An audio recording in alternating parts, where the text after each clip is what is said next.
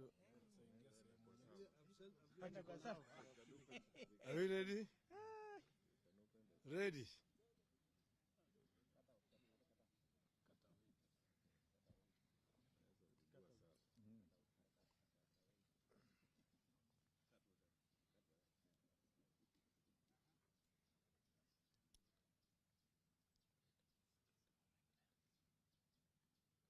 Felix, you give a signal.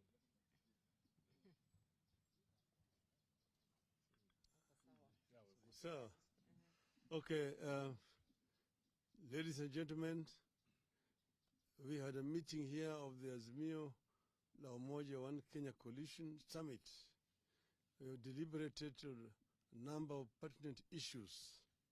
And we have a statement which is going to be read on our behalf by Honorable Eugene Wamalwa.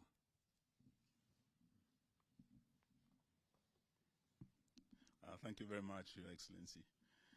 Ladies and gentlemen, this is a press statement by Azimio La Umoja One Kenya Coalition Party. Azimio leadership and our delegation to the bipartisan talks had a meeting today, and we received a progress report on the talks and events leading to the decision by our team to declare a statement and suspend the talks. The meeting discussed in detail the continuing attacks on Azimio La Umoja by Kenya Kwanza, despite our protests and express provisions of the Constitution. A number of issues emerged. First, the talks appear to have proceeded well until yesterday, when our delegation tried to move into substantive issues. As Kenyans are aware, our substantive issues remain as follows. 1. Immediate steps to lower the cost of living. We dare add that cost of living has acquired more urgency in light of the finance bill, the continued rise in the cost of basics like unga, sugar, and fuel, the continuing fall of the Kenya shilling, and the new raft of taxes that the Kenya Kwanza administration is determined to push down the throats of suffering Kenyans. 2. The audit of IEBC election servers. 3. Restructuring and reconstitution of IEBC. 4.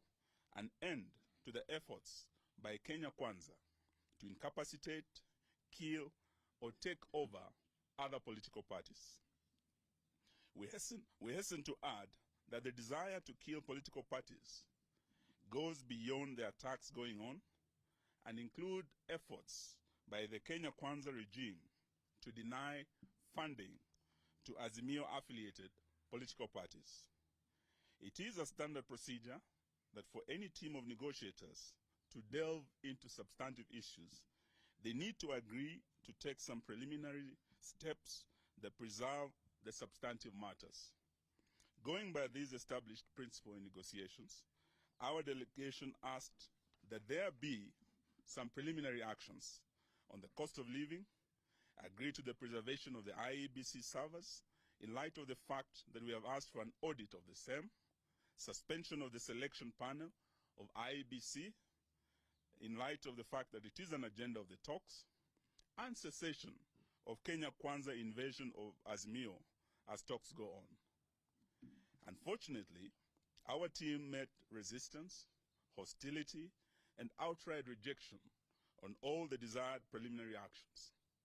Kenya Kwanza could not commit to stop the invasion of Jubilee, preservation of the servers, interim measures at reduction of cost of unga, and suspension of the process of hiring new IEBC commissioners.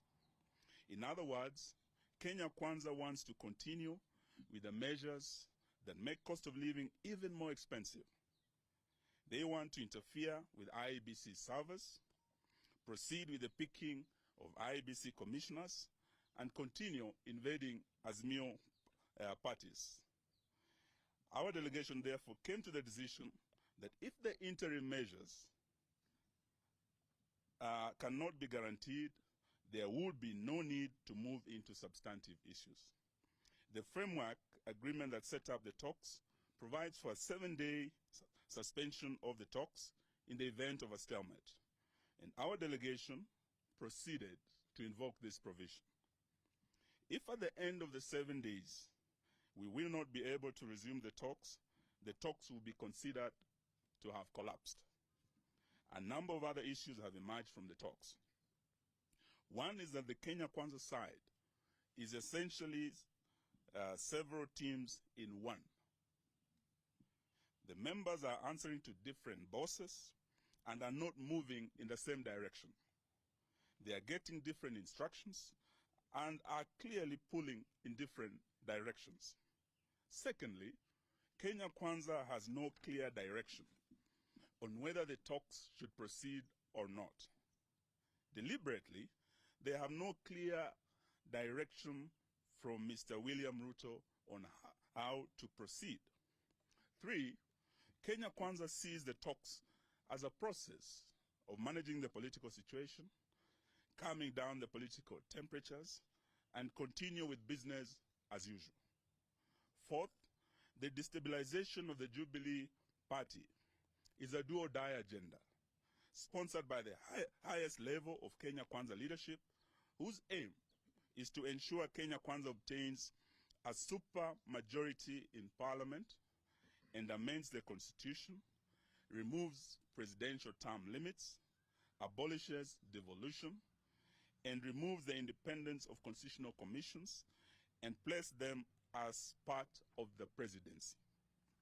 Kenya Kwanza also wants to remove the necessity of parliament approving every tax measures and wants to give the president power to impose some taxes without always having to go through the finance bill for every increase. In light of the above, we state as follows. 1, we endorse the decision by our delegation to walk out of the talks. Until Kenya Kwanza agrees to deal with the interim issues raised by the team, the talks will remain suspended. 2, the issue of opening the servers, cost of living, cessation of attacks on Jubilee and other political parties are not negotiable. 3, we recognize the resolutions of our affiliate party, Jubilee, reached at the party's Special National Delegates Convention, including the change of leadership, which must be taken as final. We demand that these resolutions be respected and enforced by the Office of the Registrar of Political Parties. 4, Kenya Kwanza must make no mistake that Azimio will do everything possible to protect its affiliate parties from these heinous attacks. We ask all Kenyans to join us in protecting multi-party democracy, for which many Kenyans lost their lives. 5, all Jubilee Party members of Parliament who have crossed the floor and joined Kenya Kwanza must go for by-elections. Those who hold their positions by virtue of their nomination by Azimio must have their nominations revoked. The Registrar of Political Parties, Mrs. Anne Deritu, must leave office in view of clear manifestations that she has been co-opted into partisan and illegal schemes by Kenya Kwanza to cripple instead of protecting political parties. Anne Deritu no longer enjoys the confidence of her clans, who are political parties, and whom by her mandate she is supposed to strengthen, not to weaken as she is doing. The meeting resolved and has given authority to our team in the bipartisan talks to issue a notice of dissolution of the talks in the event that Kenya Kwanza will not publicly accede to the interim measures within 6 days in line with the provisions of the framework agreement. This notice ends on Tuesday next week.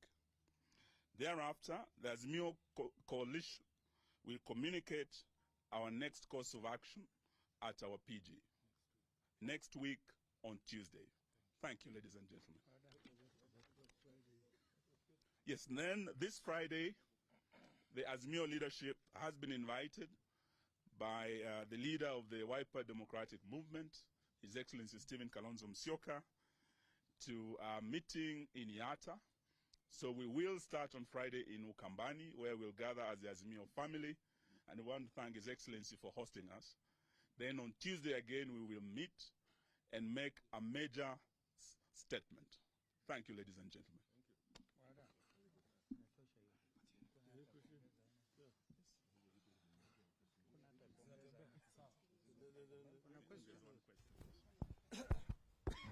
Thank you so much. Just two questions. Number one, you're calling for the implementations of the resolutions of the NDC of the Jubilee Party, but the ORPP said yesterday that the NEC meeting that constituted the NDC was not proper because of quorum. So how will you ask for that?